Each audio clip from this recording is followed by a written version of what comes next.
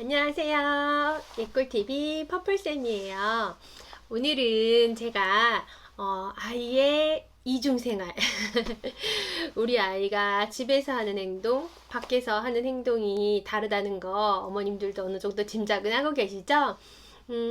물론 일관되게 행동하는 아이들도 많이 있어요. 어른들도 가족과 함께 있을 때 직장에서 이렇게 보여주는 내 모습이 다르듯이 아이들도 마찬가지예요. 그런데 아이들은 이제 성장하는 과정에서 어머님이 그런 부분을 잘 캐치를 못하셨을 때에는 문제가 될 수도 있기 때문에 집안에서의 아이의 성격, 행동과 밖에서의 행동이 얼마나 다른지 어머님들이 그것을 조금 신경 써서 알아보실 필요가 있으실 것 같아요.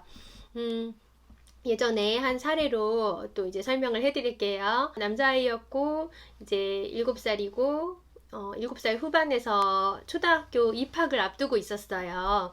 그런데 학원에서, 특히 미술학원에서 보여주는 행동은 정말 저를 너무너무너무 지치게 하는 아이였어요. 제가 잠깐 뒤돌아보는 사이에, 아니면 뭘 꺼내고 있는 사이에 아이들이 으악 소리를 질러서 보면 한 대씩 벌써 다 맞은 거예요. 옆에 있는 4-5명의 아이들이.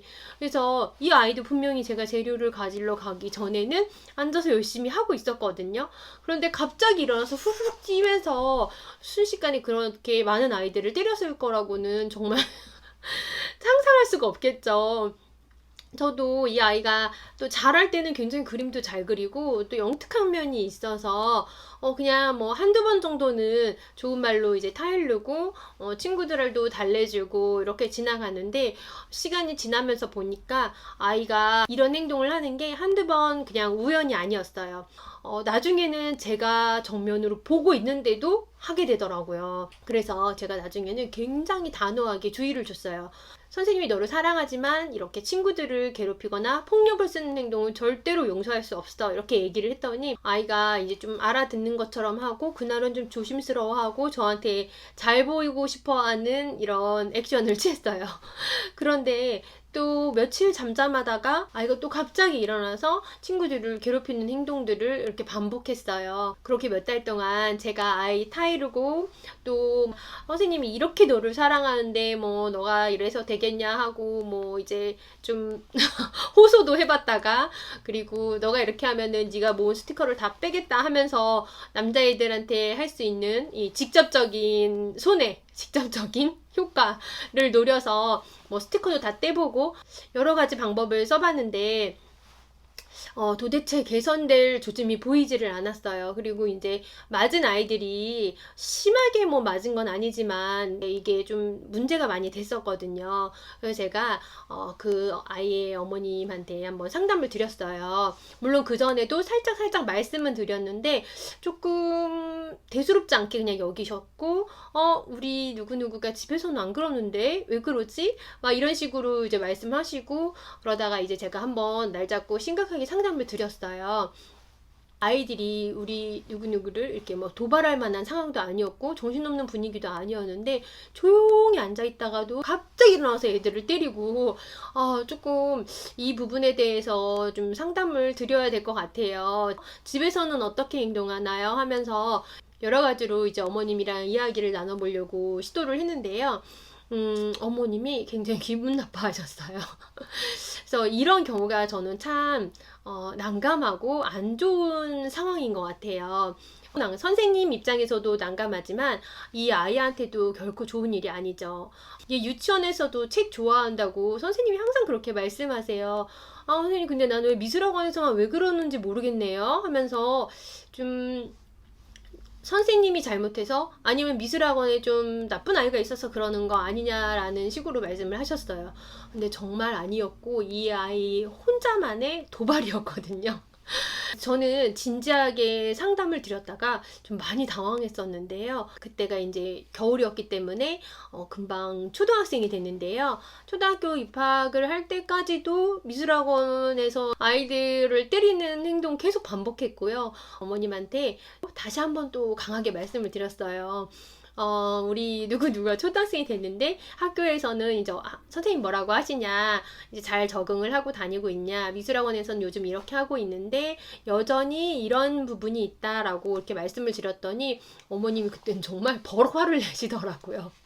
선생님 정말 왜 그러시는지 모르겠어요 이러면서 우리 누구누구는 학교 끝나고 이렇게 나올 때도 책 들고 계속 다닌다는 거예요. 이렇게 얌전한 애를 학원에서 그런다는 게 제가 도대체 믿어지지가 않네요 이러면서 어머니 화를 버럭 내시고 저 이제 미술 이제 그만 다닐게요 이렇게 하고서 이제 물건들을 다 챙겨달라고 해서 굉장히 기분 나빠하시면서 가셨고 저도 기분이 나빴죠. 저는 정말 교육자로서 아이를 위해서 어머님한테 말씀을 드린 거지 제가 왜 아이를 모함한다고 생각하시는지 이해가 도대체 되지를 않아서 좀 한동안 그것이 마음에 많이 남았었는데요. 그렇게 몇 달이 지나고 나서 아니 채 2달도 안 지났던 것 같아요. 아이가 이제 초등학생이 됐기 때문에 어머님이 학원을 이제 많이 늘리셨어요. 미술학원만 다녔었는데 집에서 피아노 과외도 받기 시작했고 그리고 기타 다른 뭐 수영이라든지 바둑 뭐 이런 수업도 하기 시작했고요.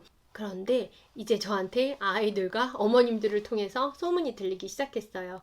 그 아이 피아노 과외 선생님이 하다 지쳐서 포기하고 나는 이 아이 못 가르치겠다고 하고 해서 피아노도 못 배우게 됐고 수영도 도저히 그룹으로 수업을 할 수가 없다고 해서 수영도 선생님이 나오지 말라 그래서 수영도 못 다니게 됐고 이제 나중에는 바둑 학원에서도 아이를 나오지 말라고 했다. 사실 학원에서 아이가 문제 행동을 한다고 해서 못 다니게 하는 경우는 정말 흔치 않거든요. 근데 이 아이가 한 2-3달 안에 한 3과목에서 다 거절을 당하고 학원을 못 다니고 피아노 수업 과외조차 못하게 되는 상황이 됐어요. 이제 어머님이 아셨겠죠. 그리고 아이가 왜 학원에서만 유독 학원 선생님들한테 그리고 학원에 있는 아이들한테 그런 행동을 했던 건지는 제가 어머님하고 그때 상담을 나눌 수가 없었기 때문에 그 뒤로는 이제 알 수가 없게 됐지만 지금 생각해보면 아마 복합적인 이유가 있었겠죠. 가정적인 어떤 환경에서 누나와 뭐 계속 비교를 당하기가 싫어서 집에서 더 착하고 더 예쁜 모습을 보여줬다든지 누나가 한 2-3살 터울의 누나가 있었는데 누나가 굉장히 다 뭐든지 잘했었거든요. 그래서 아마 아이가 엄마한테 더 예쁘게 보이려고 집에서만 얌전한 행동을 했을 수도 있고요.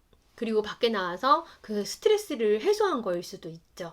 뭐 또 이게 아니라 또 다른 방향으로 해석할 수도 있겠지만 이게 어머님과 저와 소통이 잘 되고 어머님이 제 말을 좀 믿어주셨더라면 저도 더욱 정성을 다해서 아이의 행동을 교정하기 위해서 또 아이의 스트레스를 풀어주기 위해서 분명히 스트레스에서 온 행동 같았거든요. 노력을 했을 텐데 그렇게 어머님이 저한테 화를 내시고 그 다음에 아이가 나중에 모든 수업에서 빠져야만 되는 이런 상황이 되면서 어머님이 굉장히 낙심하고 놀라셨다는 얘기를 이제 지인을 통해서 전해 들었어요. 이런 이제 사례를 말씀을 드리는 이유는 우리 아이가 집에서와 밖에서의 행동이 좀 아주 다른 경우도 있고 조금 다른 경우도 있고 때에 따라 다른 경우 거의 같은 경우도 있죠. 네, 이런 것들을 어머님들이 학교 선생님, 학원 선생님과 활발하게 소통하시면서 좀 관심을 가져주시는 게 좋아요. 그냥 집에서 하는 모습만 보고 안심하셔도 안 되고 집에서 하는 너무 이 자유로운 행동 이것만 보고 밖에서도 무조건 그렇게 할 것이라고 걱정하지 않으셔도 되고요. 그래서 아이가 이런 이중성을 보이는 거는 아까도 말씀드렸듯이 어른도 마찬가지잖아요. 아이들도 다 마찬가지예요. 이런 상황에서의 내가 꺼내서 보여주고 싶은 모습, 이런 상황에서의 내가 꺼내서 보여주고 싶은 모습. 이론적으로는 밖에서 하는 행동이 아이의 본 모습이라고 하거든요. 저는 상황이나 아이들마다 조금 다르게 적용해야 될 부분이 있다고 생각을 해요. 그런데 무엇보다 중요한 것은 어머님이나 아버님, 주 양육자가 아이를 정확하게 알고 있어야 된다는 거거든요. 그러지 못해서 안타까운 상황을 좀 여러 번 겪었어요. 하나의 제가 팁을 드리자면 우리 아이의 진짜 모습, 우리 아이를 위해서 선생님과 진짜로 소통하고 싶다면 먼저 이런 말씀을 해주시는 게 좋아요. 저는 우리 아이의 단점이 됐든 장점이 됐든 뭐든지 선생님이 솔직하게 얘기해 주시는 게 좋아요 라고 먼저 이렇게 오픈마인드라는 거를 알려주시면 선생님들이 상담을 드리기도 굉장히 편해요. 여러 가지 상황을 저희는 미술 수업을 통해서 좀 읽어내기가 쉬운데요. 그런 부분을 어머님이 잘 받아들일 준비가 되어 있으시다면 더 많은 소통을 할 수 있을 것 같아요. 적극적으로 소통하시면서 우리 아이에게 더 잘 맞는 방법으로 양육하고 교육하는 방법을 알아가셨으면 좋겠어요. 또 반면 칭찬을 해드려도 그냥 뭐 의뢰하는 얘기겠거니 하고 또 지나치시는 분들도 굉장히 많으세요. 아이가 뭐 미술에 소질이 있어요. 아니면 이런 부분에서 아이가 정말 좋은 점을 가지고 있어요. 얘기를 해도 그냥 뭐 누구한테나 하는 칭찬이겠거니 하고 넘어가시는 분도 있으신데요. 대부분의 선생님들이 아이를 자세히 관찰하고 말씀을 하시는 거지 그냥 누구에게나 똑같은 칭찬을 하는 게 아니에요. 선생님들의 이야기, 학원 선생님, 학교 선생님, 유치원 선생님들의 이야기 조금 더 귀 기울여서 들어주시고요. 조금 더 오픈된 마음으로 상담해 주시면 우리 아이를 키우는데 더 큰 도움이 될 것 같아요. 이렇게 오늘은 우리 아이의 이중생활, 다른 모습들, 그리고 선생님과 학부모님의 이 소통의 중요성, 이 부분에 대해서 얘기를 해봤는데요. 우리 아이를 더 행복한 아이로 키워내기 위해서 이런 저의 영상들이 도움이 되었으면 좋겠어요. 오늘도 예술적인 하루 보내세요. 감사합니다.